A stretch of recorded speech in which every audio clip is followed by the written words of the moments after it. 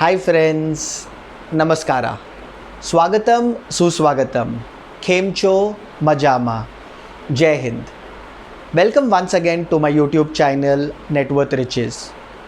This channel is all about increasing your net worth by giving you sustainable ways and techniques to make, invest and grow your money and have good decision making skills for sustainable happiness and peace. Today we are going to speak about hard assets and soft assets and how both of these play a very important part in increasing your net worth. Now, what are soft assets? Soft assets are assets like your bank FDs, your mutual funds, your shares, everything that you can touch and feel. Also, business intangible assets like your copyrights, patents, goodwill, etc. All such things that have no intrinsic value, but these are the values that we as human beings have attached to them. Now take goodwill for example, and let's catch one of our topmost industries, Reliance Industries. The goodwill of Reliance Industries in 2021 was 130 billion, and in 2023 it is 136 billion. Now I agree, Reliance Industries is one of the topmost refiners in India, and its profitability ratios are much higher as compared to all the public sector units.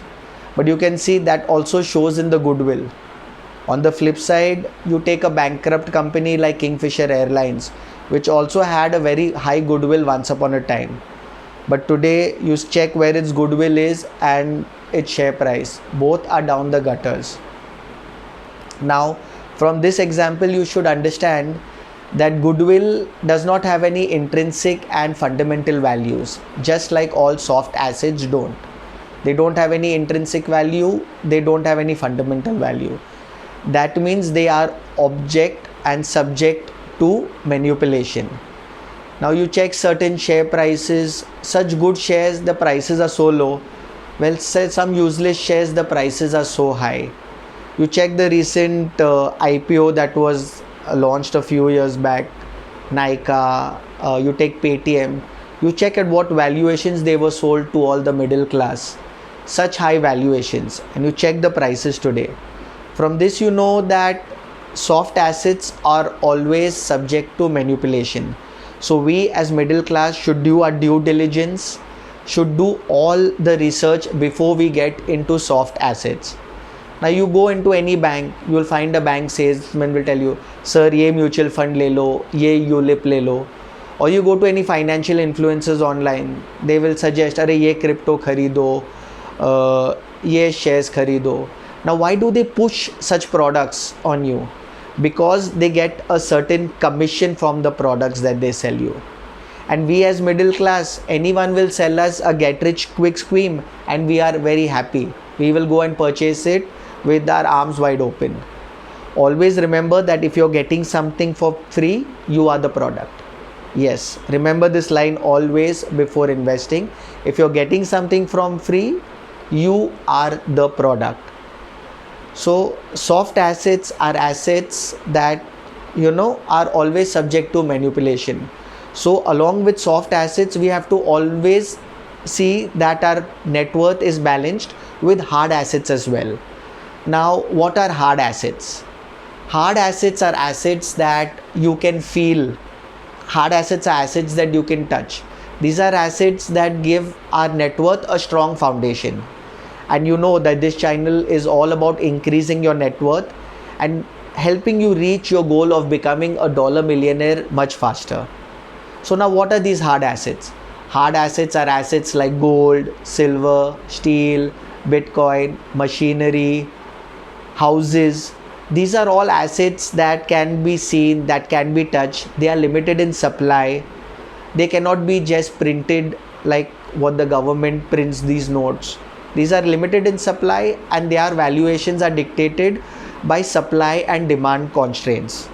Now take steel for example. Steel is very limited in supply. It has a certain fundamental value because it is used in buildings, it is used in machinery. At the same time, its price is much lower as compared to gold, because gold is much scarcer in supply. At the same time, gold is malleable and attractive, which means that it is used in jewelry.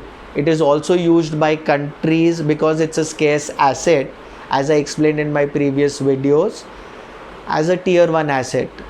So our job is not only to get into soft assets. Yes, we have to get into soft assets, but at the same time we have to get into such hard assets, because such hard assets give us a strong foundation, and a building without a foundation will collapse. Similarly, net worth without hard assets will collapse. And by mistake, if you get into soft assets and don't do your research, or you listen to some promoter who's promoting a product, like take life insurance for example, you'll purchase a ULIP. If you want to cancel it 3 months down the line, you use half the money. Literally, you lose half the money that you've invested. So through this channel, I will suggest certain hard assets for you to get into. These are hard assets that the government cannot print. These are the assets that no company promoter can do some fraudulent activities and reduce the share price, reduce the goodwill value. So I will help you get into such assets. I will give you education on such assets. So please stay tuned and do follow and like my videos. This will motivate me to bring you more such content wherein you can make, invest and grow your money. So today's video was all about knowing the differentiation between hard assets and soft assets, and keeping hard assets in your portfolio so that it will give your portfolio a strong foundation. Thank you.